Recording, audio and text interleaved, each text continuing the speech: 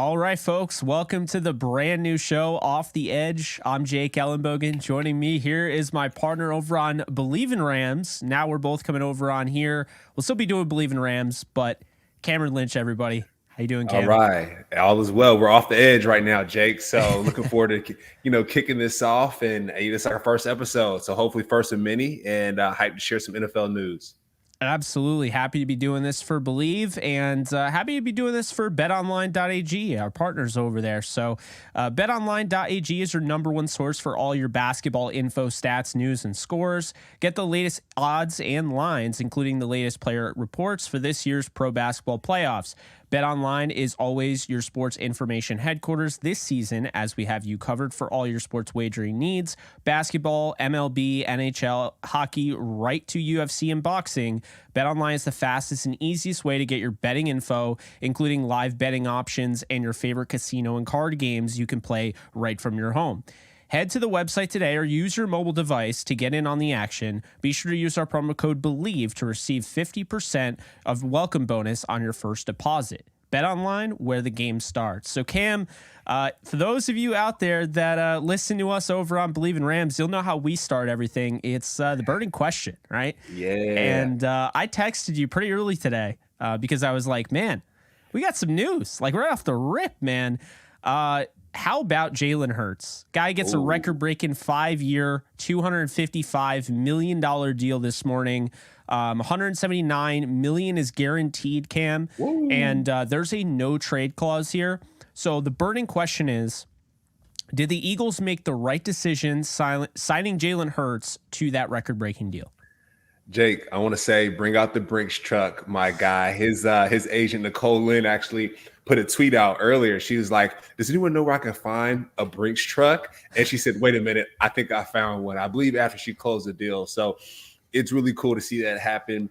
If anyone has watched football at all, they've seen the Super Bowl, I'm sure. And if they didn't, they saw the highlights. And what they did see Jalen Hurts pretty much outplay anyone and everyone on that football field. Unfortunately, they didn't get the W, but he was the best performer. And just going to PPF, right?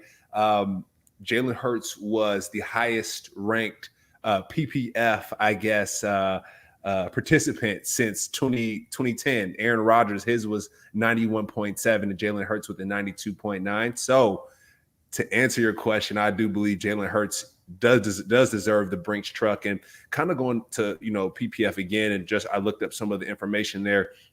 I saw last year he was 21st in passing yards, 21st in attempts, 23rd in touchdowns, and 25th for interceptions. This year he was 10th in passing yards, 16th in attempts, and 14th in touchdowns, and of course had a great Super Bowl. So I do Bleav the money is well worth it. And Jake, I think the foundation of how Jalen got here is extremely important. Going to his team, he is a team of all women, right? It's starting with Nicole Lynn, being his agent at Clutch Sports, which is really cool to see her excel in the space. I know she's like the SVP of football. So she's running or vice president of football. So she's running the show there. And then when it comes to management, marketing, communications, he has all women on his staff. So I think he's rewriting the script for sports in general. And I love to see that he's gotten the big payday. So Jake, we'd love to hear your thoughts as well. But that's how I feel about our guy, Jalen Hurts.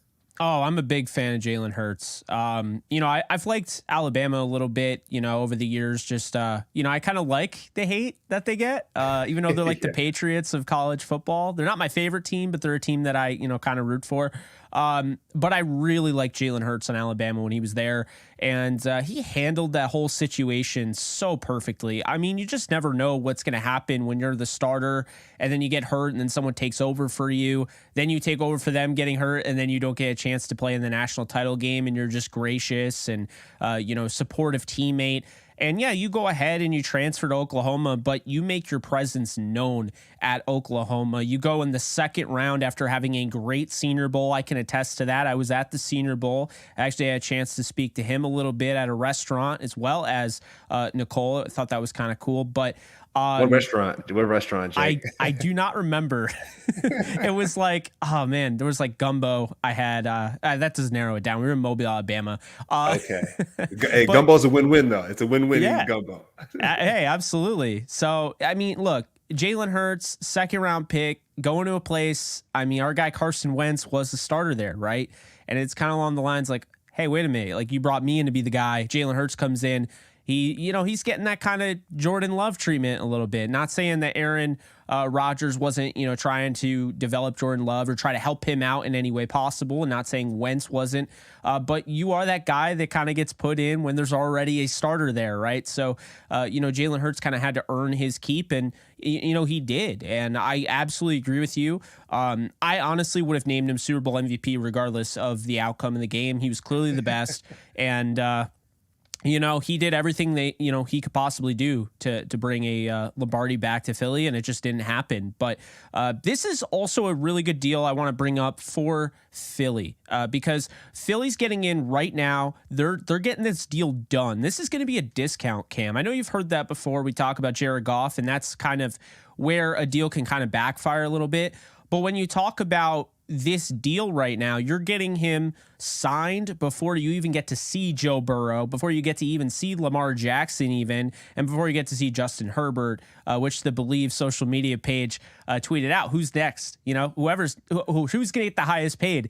And, I look at it, it's whoever's the last one. And I think that's really the name of the game. So to get Jalen Hurts extended now will probably reap some benefits moving forward. Yep, I agree. And like you said, who's next? I mean, you got Joe Burrow, who's been to the Super Bowl in these past 3 years about twice. So I think, Jake, if we're really being honest, big play Burrow might be the guy who gets the most money there. So if I'm going to answer the question for Bleav, feel free to clip this out. Go ahead and put it on the social media page. I think Joe Burrow will get the most money here in this offseason. I know Lamar Jackson is working through it. I know he wants that fully guaranteed contract.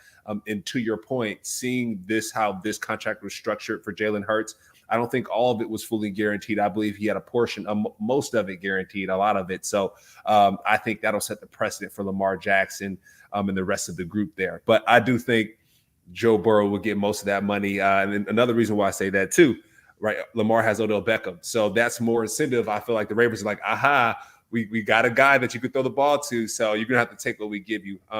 But I do hope Lamar gets a lot of his money. I know we talk about that a lot on our Bleav in Rams podcast, but this here is Off the Edge, and we're talking everything NFL. So not only the Rams football there. Yeah, no, absolutely. I look at it. I actually think Herbert is going to get the most because I think he's going to be the last one paid out of those three. And we know how that goes. It's the last guy. It's a stock game, if you will. And so, everyone has to get their due. But I think he'll be the last one in that group. So that's how I would answer that question. Now, kind of wrapping up this, this segment here. I just want to get your thoughts. We talk about, Hurts, we talk about Burrow, we talk about Herbert, and Lamar Jackson.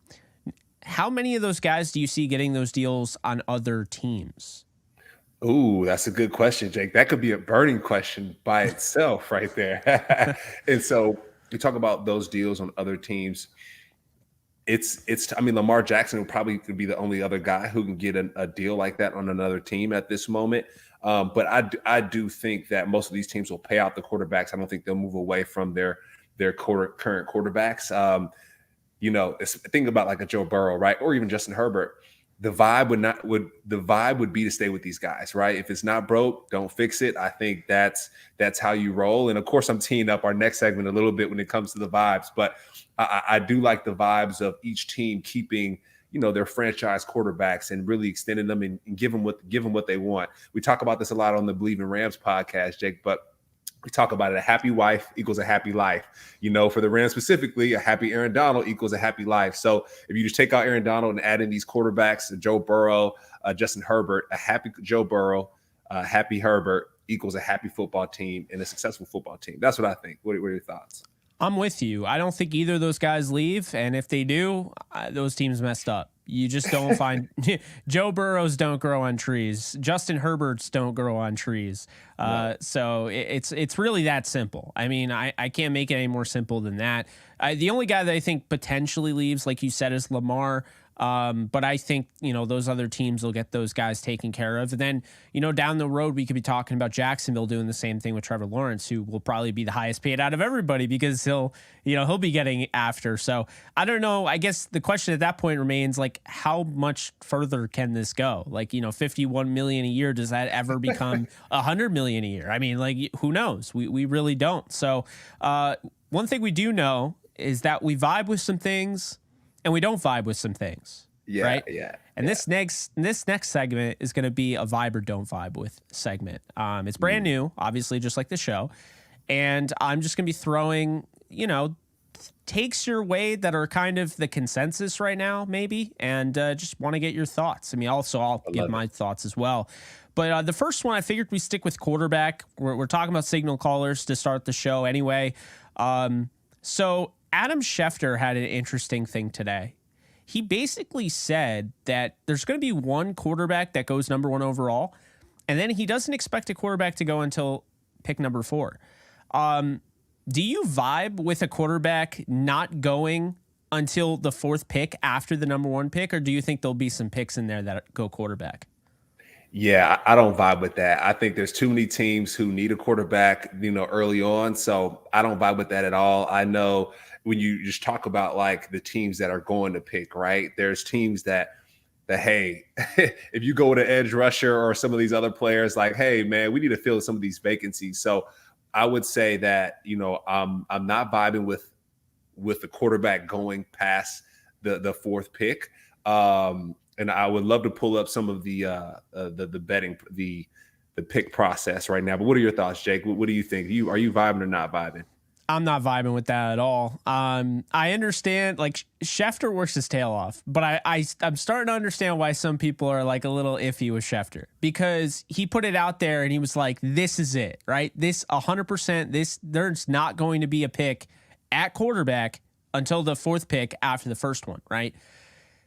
And it always, like, it's interesting, Cam, because when you have those guys on, right in front of the big cameras and they're on, the big TV stations and whatnot, they kind of say things like, oh, people on the internet are going to be really surprised, right?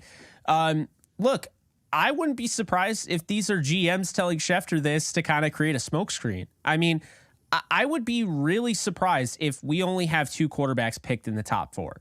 You got Bryce Young, who right now is trending going number 1 overall, but we don't know what the Panthers are doing. They could go Anthony Richardson for all we know. And honestly, I think that's what they could do. Like, I'm really starting to wonder if that's what they end up doing. But Bryce Young, Anthony Richardson, CJ Stroud, and you and I might not be as high on him, but Will Levis is a guy that I've been seeing, ranked really high among people. So look, the idea that only one quarterback goes, or 2 quarterbacks go in the top 4 is a little surprising to me. And if that's the Colts, then they made out like bandits, because if they don't have to trade up to get their franchise quarterback, Chris Ballard's going to have all of that draft capital to really start fleshing this team out. Because keep in mind, the Colts have not been a bad, they haven't had a bad roster. They dealt with injuries this year. The Matt Ryan experiment didn't work. And the year before, Carson Wentz, they missed the playoffs by 1 game. But I'm going to be honest with you. The Colts could be a quick team to rise up with Gardner Minshew. They get a quarterback, and now they don't have to give up capital. They could go out and they could get some, maybe even trade up and, get frisky with it. I don't know. What do you think about that?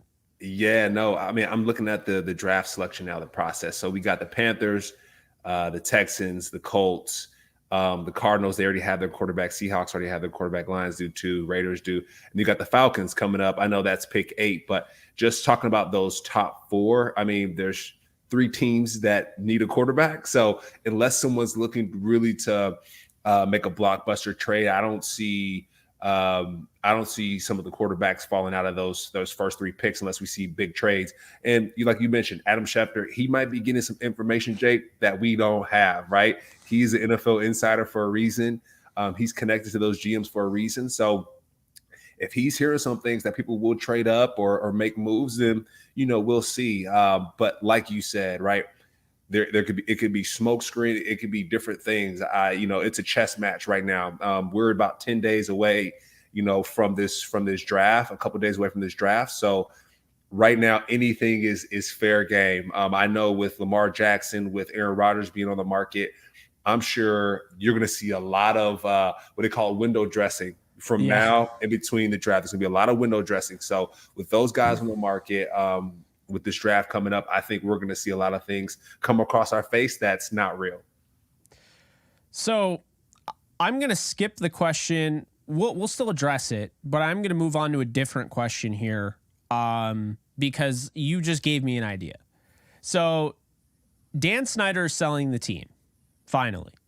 Mm-hmm. And the Commanders are going to be owned by an ownership group that even includes Magic Johnson in it, owned by Josh Harris. So the first thing for, vibe or don't vibe with, do you vibe with the idea that Josh Harris, the new Commanders owner, will lead Washington back to the Super Bowl in the next 5 years for the first time since 3 years before I was born in 1992? I do think, I'm just looking at the stats for Dan Snyder, right? Just kind of his track record. 0 Super Bowl wins, only 6 playoff appearances. And mind you, this is since he bought the team. So he got the team, I Bleav, in 1992. So the stats right now don't look good, right? 6 playoff appearances. I know Taylor Heineke found his way to get to one a few years ago, 4 NFC titles, only 3 double-digit win seasons, and then 27 different starting quarterbacks under Dan Snyder. So it's almost as many allegations as they have. You said it. At this point, you said it. And just, I think, kind of seeing where the program has gone for the Washington Commanders, it's about that time for a change of guard here. So I am vibing with Josh Harris, changing things around a little bit. And you mentioned something with Magic Johnson being a part of that ownership group. One thing I know about that guy, he knows how to win. I Bleav he has stake in the Dodgers, the Spark, the LAFC team, the soccer team. Like his sports portfolio is impressive, and we know he knows how to win. And so I think that's going to have an effect on the Washington Commanders, their whole organization, just by one person's name, and that being Magic Johnson. So I do see a shift. Eric Bieniemy is now the head coach there. So I know they probably need a quarterback as well. So I'm going to be curious to see where they go in the draft and, whether they pick a quarterback or not. But I'm really looking forward to seeing where this program is going. I think, when it comes to winning, it starts from top down, Jake. We always talk about that.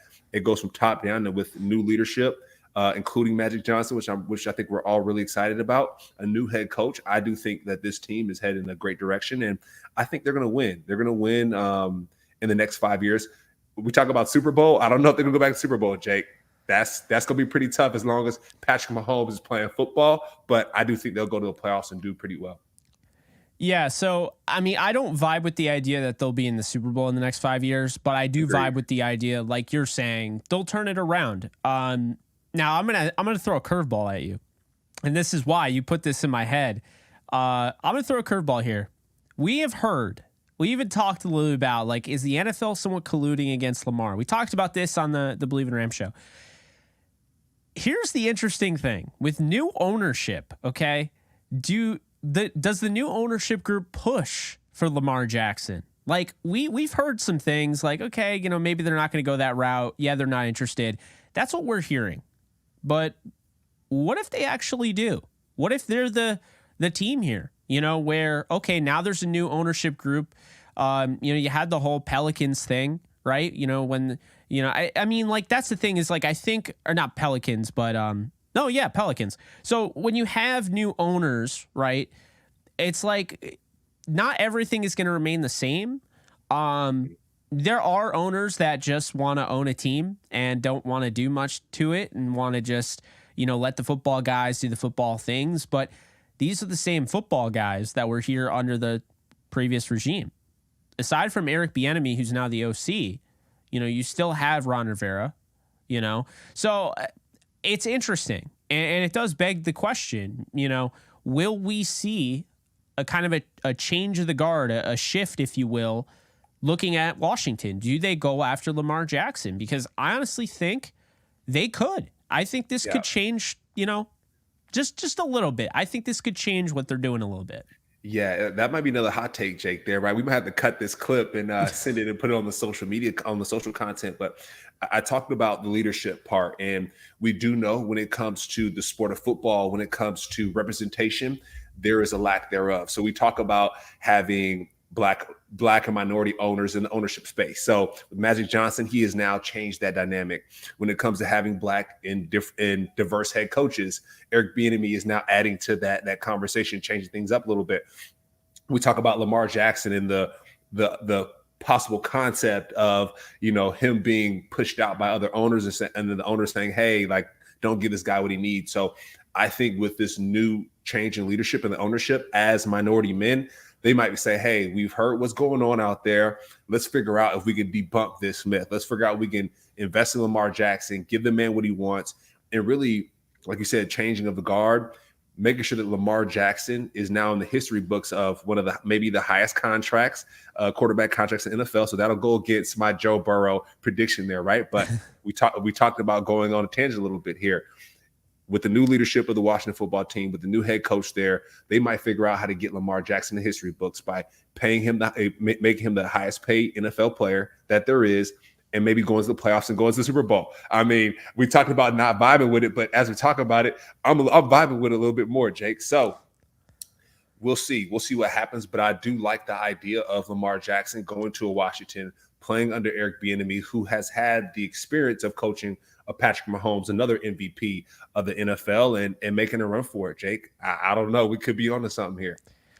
This is one of those things where it's our first episode, so it'll be easy to go back and like remember, okay, our first episode, we talked about this. So if it happens, you heard it here first.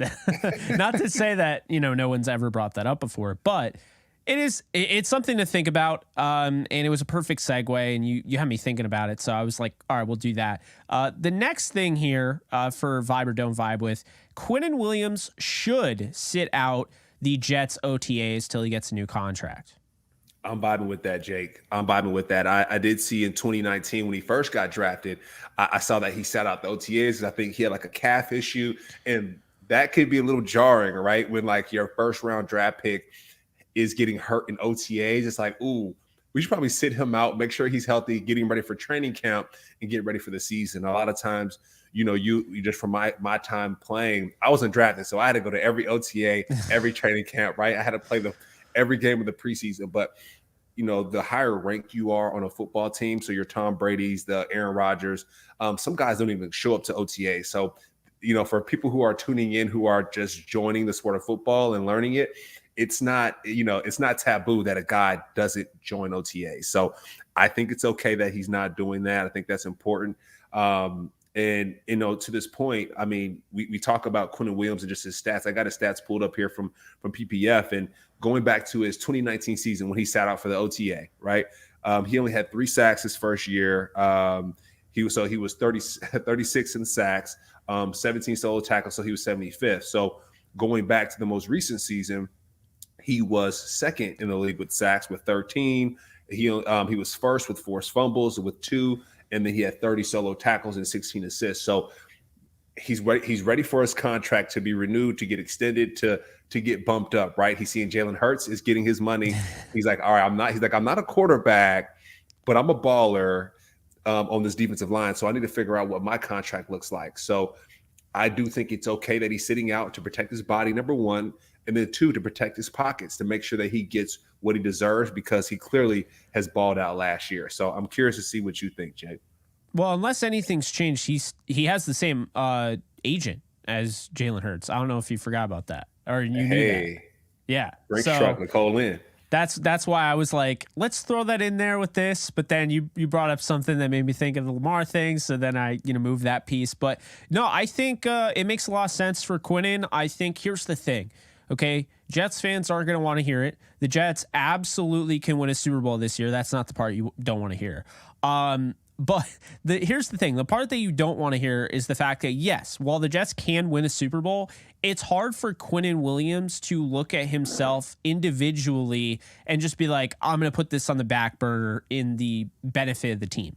He just watched guys like Allen Lazard get paid. He just watched them go hard after Odell Beckham Jr. They're going hard after Aaron Rodgers. that makes you feel good about the direction you're going in as far as being a winning organization. But now it's time for me to get mine because, he's not somebody who already has a really big contract. This is his first contract.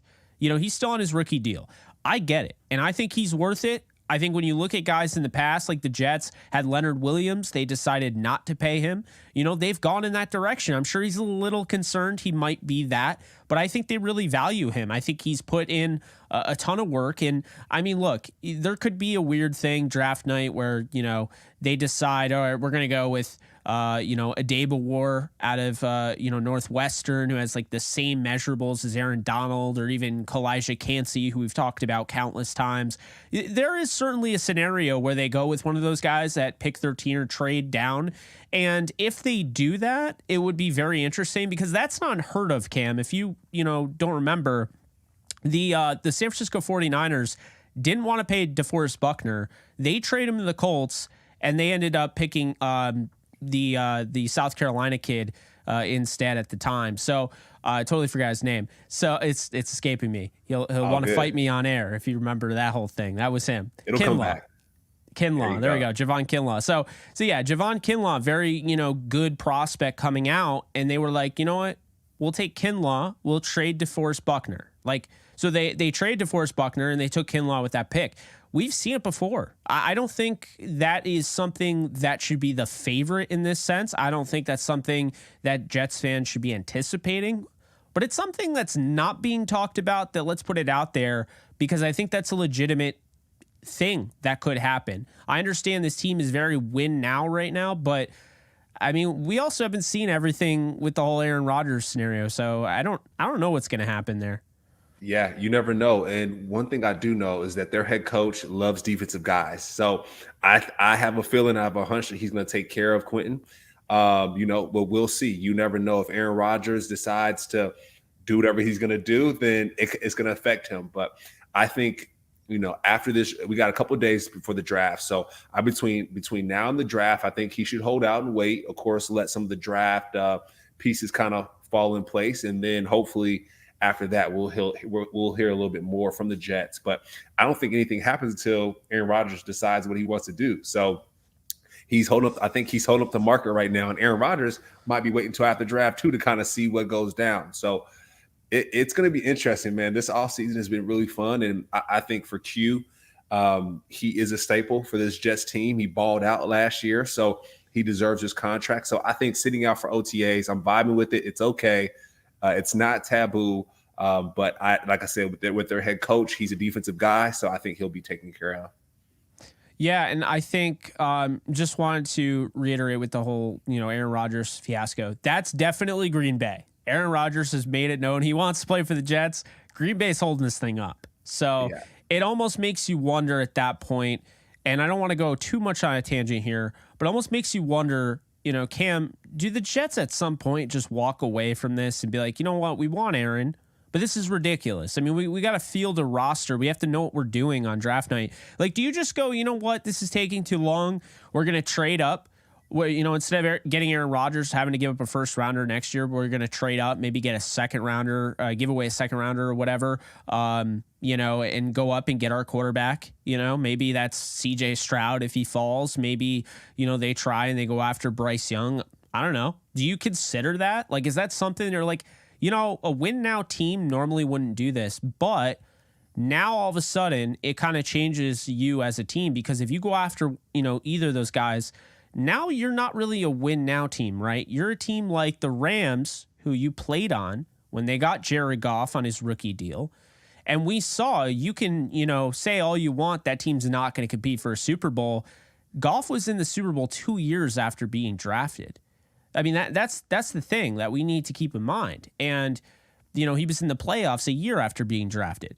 So I think it's fair to say if this Rodgers thing goes on long enough, the Jets could walk away theoretically, just go up and get their guy in the draft, whether that's Stroud or Bryce Young, or even Anthony Richardson might be a stretch because they would need to get some because he's not ready to start. But, I think that's a legit thing here. And then all of a sudden, if CJ Stroud is good, if he's better than they've had, that's good enough to make the playoffs and lead them to like an AFC title game. Now you have a guy on a rookie deal for the next 4 or 5 years. That's a bargain right there. But also Lamar Jackson, who we're gonna probably continue to bring up because he's always he's gonna be that household name. At what point do you just Cam, leave the Aaron Rodgers pool and go chill in the hot tub over with Lamar Jackson and insert draft pick here? Yeah, that could be a move as well, right? There's so many ways you can go. I think one thing, you have 2 generational players who, Aaron Rodgers and Lamar Jackson, you have 2 generational players that you can work with. Aaron is willing to go to the team, right? I haven't seen or heard anything where Lamar's like, yep, send me to the Jets. So I think that's half the battle, is wanting to do something. And if you have a generational player wanting to do something, of course, I think you hold on till the wheels fall off and see what that happens. But like you said, you went through those other options. So having a conversation with Lamar and seeing, hey, I know Aaron, the Green Bay Packers are holding this up a little bit. Would you mind? What do you think? And so I think you're spot on there, and seeing if Lamar Jackson wants to go to the Jets. But going back to the Aaron Rodgers piece, Lazard is already over there. The team is ready to win right now. If I'm the Jets, I think you hold on as long as possible. And then, depending on how the draft goes, if not, seeing where Lamar ends up. Because Lamar, he's already pretty much out the door, right? And so if you have that option, I think you kind of see how the draft plays out and then go for Aaron and Lamar. That you got 2 generational guys on the board there. Why not? And they're proven already. Come on. Hey, I'm with you there. I don't think, one thing I know is I don't think like the Packers, if they're trying to pull one over on Aaron Rodgers and try to get him to stay, he'll retire. Like he said, he was 90% retired before he went in that weird darkness retreat. Last thing here on Vibe or Don't Vibe, the Bengals. Okay, we got to talk about the Bengals. They were just in the AFC title game. They were just in the Super Bowl the year before that. They're really riding high. And Zach Taylor has proven himself to be one of the best young coaches in the sport. Joe Burrow's proven himself to be one of the best young quarterbacks in the sport. And the list goes on, right? Chase and Higgins and, Logan Wilson, the, inside linebacker. They've all sorts of talent. But they also have a really talented running back who's had some off the field concerns. And this goes back to even, during the draft process. And I'm talking about Joe Mixon, who we have actually talked about before. The question is, when you have a running back like Bijan Robinson, who, I don't look at him as generational. And what I mean by that, before anybody jumps on me, I don't look at him as the best running back in the last 10 years. He's not on that level. But I do look at him like he's like Ezekiel Elliott coming out of Ohio State. And that's a day 1 starter and potentially a top 5 running back sooner than later.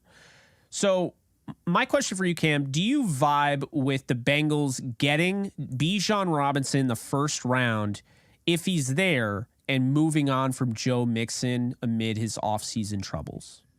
I vibe. It's unfortunate that some of the players have to go through what they go through, right? Like, we don't ever wish on a player's downfall. As a player myself, like, I would never be like, hope this guy doesn't do well. But for Mixon, it seems like he's following a pattern here, Jake. There's a pattern when it comes to conduct and just character. I think it's a character play with Mr. Mixon. And so in 2014, I know he got in trouble for knocking a young lady out in a restaurant.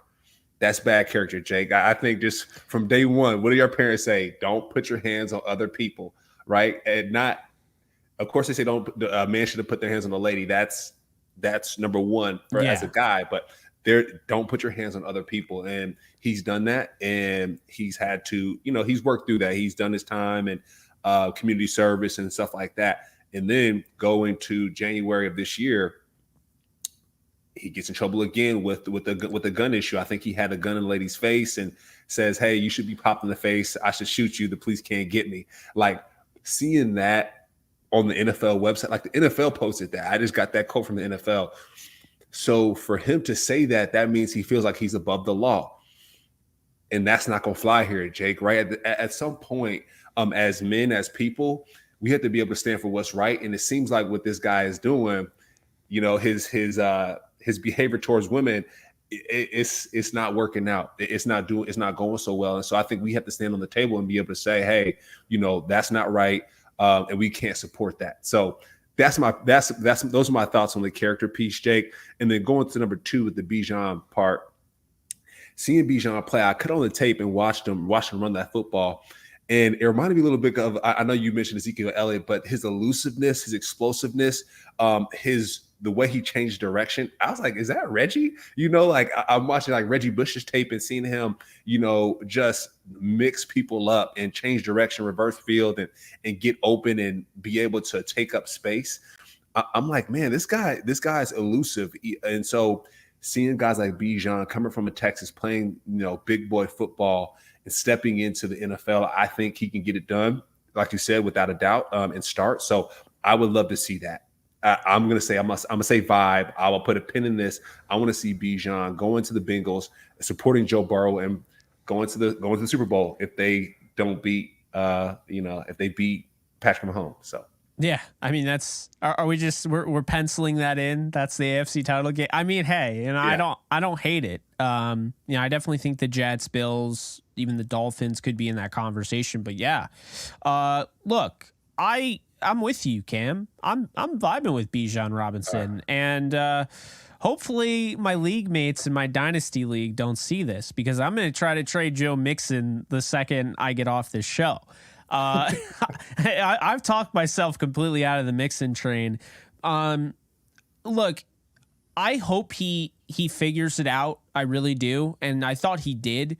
But when he got charged with aggravated menacing. I mean, I didn't even know what that was. It just sounds awful. You know what I mean? Like, you don't want to be charged with that. So, no. Look, and to add some context behind it, obviously innocent until proven guilty, that stands. But when you have the police kind of brush this off, and I don't want to say brush it off, but it first happens and then they kind of dismiss it like he's not, a suspect, and then it comes back and they, more evidence goes into it. So something happened. We don't know what happened, but something happened. That is alarming to me. You also play a position where, let's be honest, at age 30, you're going to hit a wall. I mean, that's just statistically, that's been proven in this league. There are outliers that can go beyond 30. But we're even starting to see the guy I just mentioned, Ezekiel Elliott. He's starting to have a hard time. He's not running with the same explosiveness. So Bijan Robinson, I'm not really a big fan of drafting a running back number 1 overall or in the first round, because especially in this draft, because you have so many really talented guys. But I vibe with the idea of the Bengals doing it, because I don't think they have many needs. And if you feel like that's a guy where Mixon's good, but like he's giving you like 40 yards rushing on 10 carries or whatever, but then you feel like you could add a guy like Bijan who has that experience in the receiving game as well. Keep in mind they lost Samaje Perine in the offseason. He went to the Broncos. He was a big piece last year. Yeah. So I'm gonna agree with you. I'm gonna say I vibe with that as well. I think they should take Bijan if he's there. Now, he might not be there, but I think it's going to be either them, Dallas, or Buffalo. That's my prediction in the first round. I think he goes in the first round. I think it's going to be the Bengals, Cowboys, or the Bills. Bills are obsessed with running backs. I don't know why. They have so many that are already like talented, but I could see them drafting Bijan. So let's talk a little bit about the draft and kind of your thoughts, Cam. Is there anything that's kind of on your mind right now, going in this NFL draft? Do you have any takes or anything that you kind of want to put on the record? Like, hey, I said this. We can go back and we can reference this. Is there anything like that?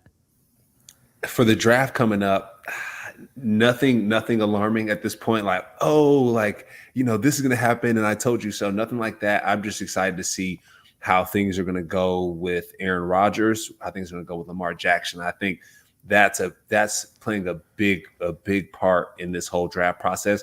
And I do think between, like I said, this week and next week are going to be wild. And I think if anything happens, it's going to happen between these 2 weeks. So, we'll see. We'll see where the chips fall. And one thing I do know, we're going to be back tomorrow, discussing the draft, and the next day and the next day. So, what I will say is best of luck to all the guys out there that are in this process, especially the undrafted guys, right? Have some patience. Make sure you do your homework, have that information laid out in front of you. That's what I did. I had my Excel sheet with the linebackers on the Excel sheet, right? Understanding, what team had linebackers and how many, because I did know, once the draft was done, my phone was going to be blowing up and I would have to figure out where I wanted to go next. So the beauty about that, you can pick where you go. And so for the undrafted guys, make sure you line that up and find out where availability is. I think that's really important. But how about you, Jake? What are some of your hot takes for the draft this year? Well, I mean, you got me with the whole I still say it in my head, you can't make the team in the cold tub. You've said that multiple times doing the show with me. So that's a good thing to throw out there. No, I think with hot takes, I'm not expecting any inside linebackers to go in the first round. I think it's and I know you're a linebacker, so there's not anybody like a Patrick Queen. There's not a Devin White, who we'll probably talk about tomorrow when we get into those trades, because we definitely have a lot of potential trades to discuss. I think we'll have some draft day fireworks, Cam, in regards to trades. We saw him last year. AJ Brown was a huge trade. You could argue it helped Jalen Hurts out. It helped the Eagles offense out, led them to the Super Bowl. Not just him, but he had a lot to do with it. And then, Hollywood Brown went to the Cardinals. That didn't really do anything, but hey, he went to the Cardinals. So they have a lot to work on. The Cardinals have a lot to work on.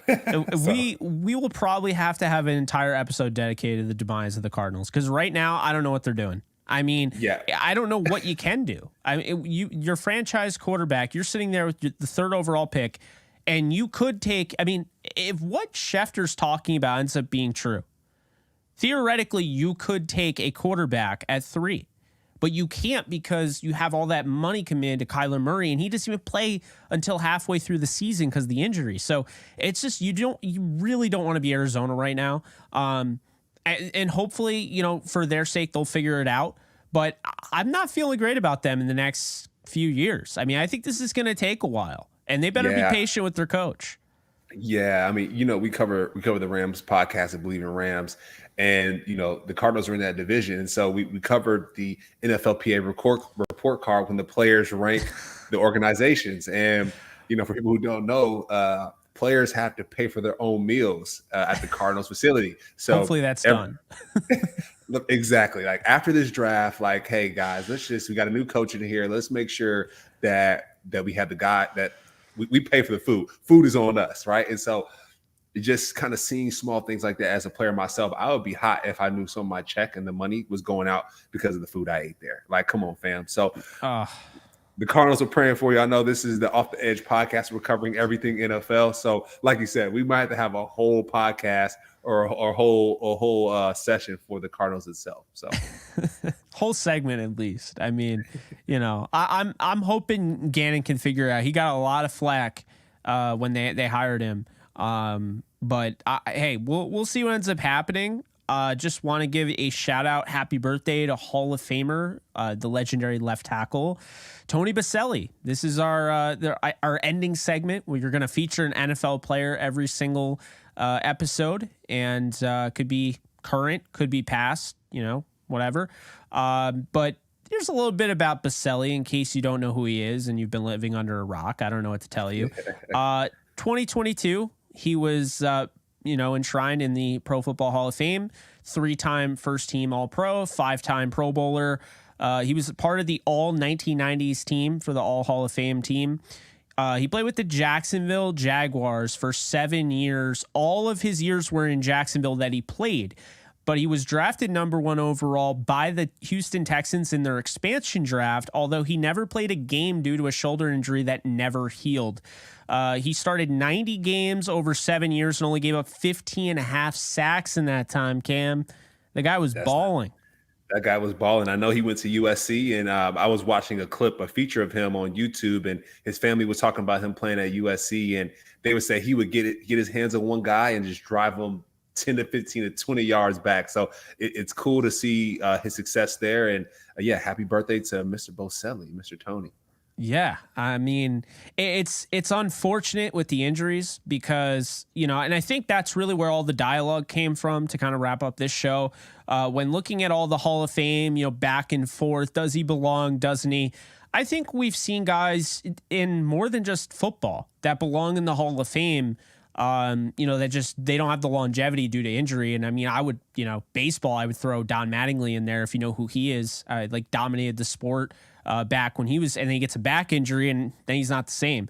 Baselli, I mean, so dominant, and he didn't play that many years. So for a while, he was held out of the Pro Football Hall of Fame, but glad he got in. He deserves it. So yeah, that's our featured NFL player for today. Hope you guys enjoyed the show. If you did, be sure to like, subscribe, comment, rate, and review wherever you see this show or get this show.